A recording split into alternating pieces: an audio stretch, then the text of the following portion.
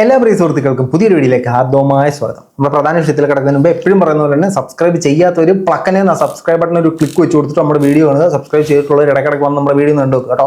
കൂടുതലായി എടുക്കുന്നില്ല, നേരെ നമുക്ക് നമ്മുടെ വിഷയത്തിലേക്ക് കിടക്കുകയാണ്. നമ്മുടെ വിഷയം എന്ന് പറഞ്ഞാൽ വീണ്ടും ഷാജിദ ഷാജി തന്നെയാണ്.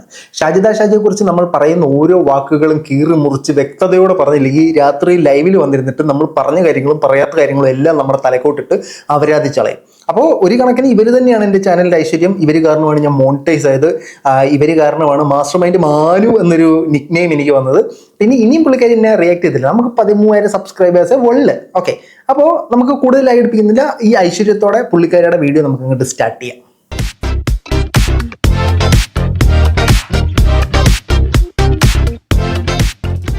വീണ്ടും ഷാജിദ ഷാജി ട്രെൻഡിങ്ങിൽ കയറിയിരിക്കുകയാണ്. ഈ തവണ പുള്ളിക്കാരി 3 ബിസിനസ്സുകൾ ചെയ്തുകൊണ്ടാണ് ജനസമൂഹത്തിന് മുമ്പിലേക്ക് വന്നിരിക്കുന്നത്. ഒന്നാമത്തെ business Shajida Shaji textile shop. Textile ഷോപ്പില്ല, ഓൺലൈൻ ടെക്സ്റ്റൈൽ ഷോപ്പ്. രണ്ടാമത്തത് Shajida Shaji face whitening cream. മൂന്നാമത്തേലേക്ക് നമുക്ക് വരാം, അത് ലാസ്റ്റ് പറയാം. അപ്പൊ ആദ്യം നമുക്ക് പുള്ളിക്കാരിയുടെ ഡ്രസ്സ് ബിസിനസിനെ കുറിച്ചിട്ട് ഒന്ന് കേട്ട് നോക്കാം. ഇതാക്കണ്ട, നിങ്ങളെ കടകളിൽ പോയി 400-500 നൈറ്റികൾ 300-400 കൊടുക്കണ്ട. ഇതാട്ടാ ടോപ്പ്, അതിന്റെ വേറൊരു കളറാണ് ഈ ടോപ്പ്. ഇതൊക്കെ ഞാൻ നാളെ മറ്റന്നായിട്ട് വീഡിയോസ് ഇടുമ്പോൾ എല്ലാവരും വേണ്ടത് സ്ക്രീൻഷോട്ട് അപ്പ് എടുക്കുക, എന്നിട്ട് എനിക്ക് വാട്സപ്പിൽ അയച്ചു തരാം. ഞാൻ നമ്പർക്ക് നാളെ അയച്ചു തരാവേ. ഇത് വേറൊരു കളർ ഇട്ടാ ടോപ്പ്. അപ്പോൾ പുള്ളിക്കാരി ഒരു ഡ്രസ്സിൻ്റെ ഓൺലൈൻ സ്റ്റോർ സ്റ്റാർട്ട് ചെയ്തിട്ടുണ്ട്. നല്ല ഡ്രസ്സുകൾ കുറഞ്ഞ വിലയ്ക്ക് വേണമെങ്കിൽ നിങ്ങൾ പുള്ളിക്കാരിയെ കോൺടാക്ട് ചെയ്യുക. പുള്ളിക്കാരി അതിമനോഹരമായ ഡ്രസ്സുകൾ നിങ്ങളിലേക്ക് എത്തിക്കുന്നതാണ്. പുള്ളിക്കാരി ബിസിനസ് വാട്സപ്പ് സ്റ്റാർട്ട് ചെയ്തിട്ടുണ്ട്. ആ വാട്സപ്പ് ഹാൻഡിൽ ചെയ്യുന്ന മകനാണ്. സോ ഞരമ്പന്മാരൊന്നും അങ്ങോട്ട് വിളിക്കണ്ട. നല്ല ഡ്രസ്സുകൾക്ക് പുള്ളിക്കാരിയെ കോൺടാക്ട് ചെയ്യുക. പുള്ളിക്കാരിയുടെ രണ്ടാമത്തെ ബിസിനസ്സാണ് ഫേസ് ഭയങ്കര പളപളാന്ന് വിളിക്കുന്ന ഫേസ് ബ്രൈറ്റനിങ് ക്രീം. നമുക്ക് അതിൻ്റെ പരസ്യം ഒന്ന് കാണാം. ഷാജീസ് ബ്യൂട്ടി ക്രീം വന്നിട്ടുണ്ട്. ഷാജീസ് ബ്യൂട്ടി ക്രീം, അങ്ങനെ എൻ്റെ പേര്. എനിക്ക് പേര് തെറ്റിപ്പോയതാ, ക്ഷമിക്കണം കേട്ടോ. ഇവിടെ തന്നെ ഉണ്ട്. ഇതാട്ടെ നമ്മുടെ ഷാജീസ് ബ്യൂട്ടി ക്രീം ആണ്. ഈ സാധനമാണ് നമ്മൾ നിങ്ങളിലേക്ക് എത്തിക്കുന്നത്. ഇത് നല്ല റിസൾട്ട് ആണ്, ഞാൻ പറയാം, നല്ല റിസൾട്ട് ആണ്. ആർക്കാ റിസൾട്ട്?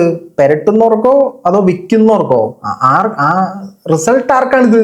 ഇത് നൈറ്റ് ക്രീമാണ്. നമ്മുടെ കണ്ണിന് ചുറ്റുമുള്ള കറുപ്പ്, മൂക്കിന് ചുറ്റുമുള്ള കറുപ്പ്, കണ്ണിനുള്ളിലെ തടിപ്പ്, സൗന്ദര്യമില്ലായ്മ മുതലായവയ്ക്കെല്ലാം ഈ ക്രീം നിങ്ങൾക്ക് വാരി പരട്ടാവുന്നതാണ്. ഒരു ക്രീമിന് 999 രൂപ മാത്രമേ ചാർജ് ചെയ്യുന്നുള്ളൂ. ഈ നൈറ്റ് ക്രീം പോൺസിന്റെ മേടിച്ച് നിങ്ങൾ പരട്ടുവാണെങ്കിൽ 250 രൂപ ഓഫറിൽ കിട്ടും. അപ്പോഴാണ് 999 രൂപയ്ക്ക് ഷാജീസ് ഫെയർനെസ് ക്രീം ബാക്കിയേക്കാം. ഒരു പ്രാവശ്യം വാങ്ങിയൊരു പിറ്റ് യൂസ് ചെയ്തിട്ട് അവർക്ക് നല്ല റിസൾട്ട് കിട്ടും. ഒരു പ്രാവശ്യം വാങ്ങിയൊരു പിറ്റേ ദിവസം മേടിക്കും. ഇതെന്തോ ഇതിനകത്ത് കുളിക്കണോ നമ്മള്? രജനീകാന്ത് ഈ പടത്തിനകത്ത് ചെയ്യുമല്ലോ വെളുക്കാൻ വേണ്ടിയിട്ട്, അതേപോലെ ചെയ്യണം. ഒരു ദിവസം മേടിച്ചിട്ടെടുത്തു 1000 രൂപയ്ക്ക് ഓരോ ദിവസവും. അപ്പോൾ 1000 × 30 = 30,000 റുപ്പീസ് ഒരു വ്യക്തിയിൽ നിന്നും ഷാജിദ ഷാജിക്ക് ഒരു ദിവസം ലാഭം. പൊന്നോ, വീണ്ടും വീണ്ടും ചോദിക്കുന്ന ആൾക്കാരാണ്. അപ്പൊ ഇത് നല്ല റിസൾട്ട് ഉണ്ട്. എനിക്ക്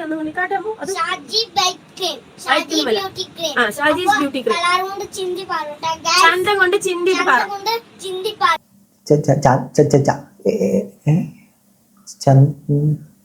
സാധനം ഇത് പരട്ടി കഴിഞ്ഞാൽ നിങ്ങൾക്ക് നല്ല ചന്തം വെക്കുമെന്നാണ് പുള്ളിക്കാരി അവകാശപ്പെടുന്നത്. പുള്ളിക്കാരിയാണ് ഇതിന്റെ മോഡല്, പുള്ളിക്കാരിയാണ് ഇതിന്റെ മാനുഫാക്ചറർ.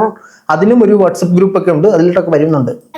ചന്തം കൊണ്ട് ചിന്തിയിട്ട് പാറ നമുക്ക് നല്ല കളറിലല്ലാട്ടോ മെയിന്. നമ്മുടെ ഇവിടത്തേക്ക് ഇതാ, ഈ കണ്ണിന്റെ ഇവിടത്തേക്ക് കറുപ്പ്, ഈ ചുണ്ടിന്റെ എനിക്ക് ഇവിടെ നല്ല കറുപ്പ് വന്നിട്ടുണ്ട്. ഇവിടുത്തെ കറുപ്പ്, ഈ കഴുത്തിന്റെ ഇവിടെ നമുക്ക് സൈഡിൽ വരുന്നത്, ഈ മുഖക്കുരു, അതൊക്കെ മാറും. നമ്മുടെ കറുപ്പും കാര്യങ്ങളൊക്കെ മാറും. മനസ്സിലെ കറുപ്പ് മാറത്തില്ല കേട്ടോ, ആ ദുഷിപ്പ് മാറത്തില്ല. ഈ ഫേസിലുള്ള കറുപ്പ് മാത്രമേ മാറത്തുള്ളൂ. കഴിഞ്ഞ ദിവസം പുള്ളിക്കാരി ഇങ്ങനെ കരഞ്ഞുകൊണ്ടൊരു വീഡിയോ ഇട്ടപ്പോൾ ഞാൻ ചോദിച്ചിരുന്നു, എന്ത് ഈ മുഖത്ത് വാരി പരട്ടേക്കുന്നത്? ഈ ക്രീമാണ് പുള്ളിക്കാരി പരട്ടിയത്. ആദ്യം പുള്ളിക്കാരി സ്വന്തം മുഖത്ത് പരീക്ഷിച്ചിട്ടാണ് നിങ്ങളിലേക്ക് എത്തിക്കുന്നത്. അപ്പോൾ മുഖത്തിന്റെ കറുപ്പൊക്കെ മാറേണ്ടവർക്ക് 1000 രൂപ അഫോർഡ് ചെയ്യാൻ പറ്റുന്നവർക്ക് നിങ്ങൾക്ക് വാങ്ങാവുന്നതാണ്. 2 ക്രീം 1000 രൂപയ്ക്ക് എന്തോ ഓഫറൊക്കെ വരുന്നുണ്ട്. അപ്പോൾ കാത്തിരിക്കുക. ഇനി നമ്മൾ ഈ ക്രീമിലേക്ക് വരികയാണെങ്കിൽ, ഇത് ഒരു നമ്മൾ ഈ സ്ഥാപനം രജിസ്റ്റർ ചെയ്തിട്ടുണ്ട് എന്നാ നമുക്കറിയില്ല. പുള്ളിക്കാരിയുടെ ഇതിന്റെ ലൈസൻസും കാര്യങ്ങളും ഒന്നും നമുക്കറിയില്ല. പക്ഷേ നമ്മൾ ഇത്തരത്തിലൊരു ക്രീം കൊണ്ടുവരുമ്പോഴത്തേനും അതിന്റെ ജെനുവിനിറ്റി കൂടെ പ്രൂവ് ചെയ്യേണ്ടി വരും. അതിനകത്ത് ഉപയോഗിച്ചിരിക്കുന്ന ഇൻഗ്രീഡിയൻസ് എന്താണ് എന്ന് പ്രൂവ് ചെയ്യേണ്ടി വരും. നമ്മൾ ആയുർവേദമാണ് കേട്ടോ എന്ന് പറഞ്ഞിട്ട് കാര്യമില്ല, എന്താണെന്ന് നമ്മൾ പറയേണ്ടി വരും. മറ്റൊരാളുടെ മുഖത്തേക്ക് ഇട്ട് പരീക്ഷിക്കുന്ന സാധനങ്ങളാണ് 30 ക്രീമുകൾ ഇവർ വിറ്റെന്ന് പറയുന്നത്.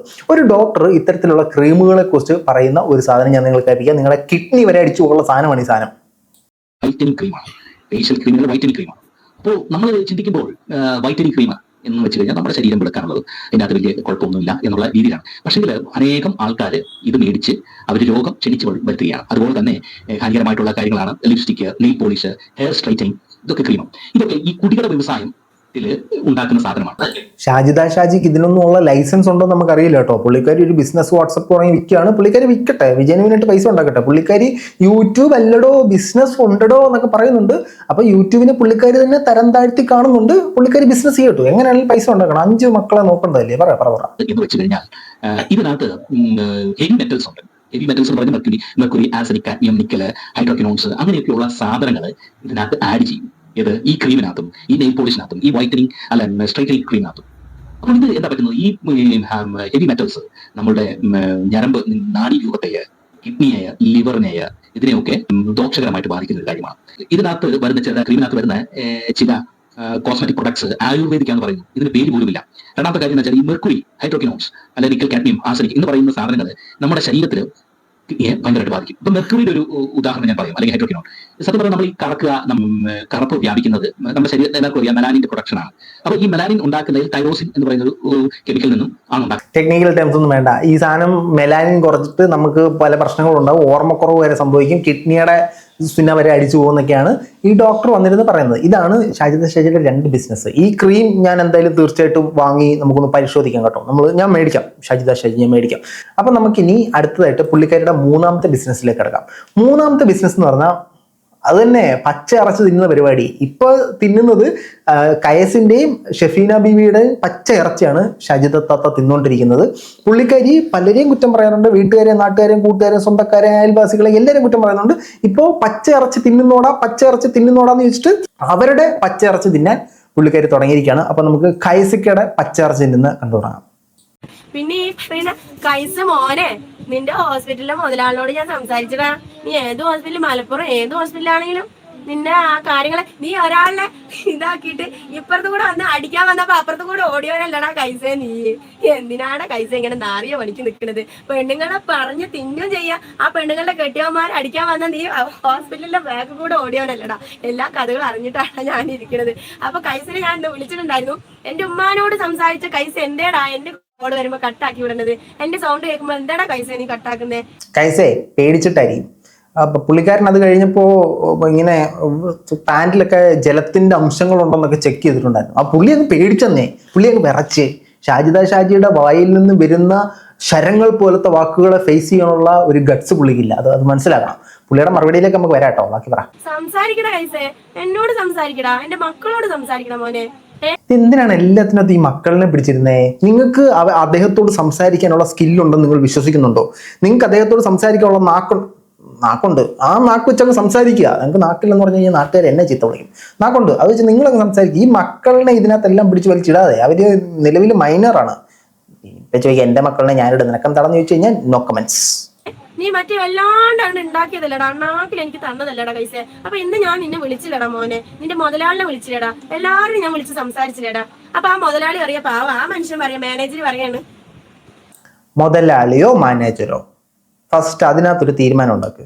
ഈ പുള്ളിക്കാരിയുടെ ഒരു പ്രശ്നം എന്ന് പറഞ്ഞാൽ ഒരാളെ പറയാനായിട്ട് ആ പേരങ്ങോട്ടെടുത്ത് ഇവനെ വെച്ചത് ഉള്ളതും ഇല്ലാത്തതുമായിട്ടുള്ള സകല കഥകളും പുള്ളിക്കാരി അങ്ങ് പറയും. ഉള്ള കാര്യങ്ങൾ പറയൂ, ഇല്ലാത്തത് പറയാതെ. എനിക്ക് അനുഭവമുണ്ട്. എൻ്റെ മാസ്റ്റർ മൈൻഡും ആരും ഇതിനകത്ത് എൻ്റെ പേരും പറഞ്ഞ് ആരണ്ടൊക്കെ പറഞ്ഞ് അവരത് എല്ലാം കൂടെ എൻ്റെ തലയ്ക്കോട്ട് വരിയിട്ട്. അപ്പൊ നമ്മൾ അയാൾ പറഞ്ഞ കാര്യം മാത്രം പറയൂ. അതാണ് അതിൻ്റെ ഒരു ശരി എന്ന് പറയുന്നത്.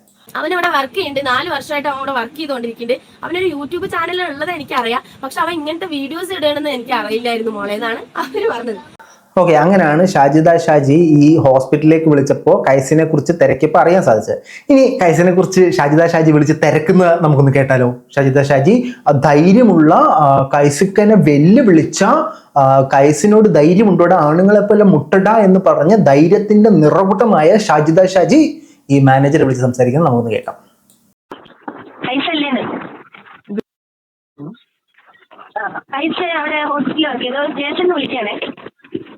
സ്റ്റേഷനിൽ നിന്നാ? ഏത് സ്റ്റേഷനിൽ നിന്ന്?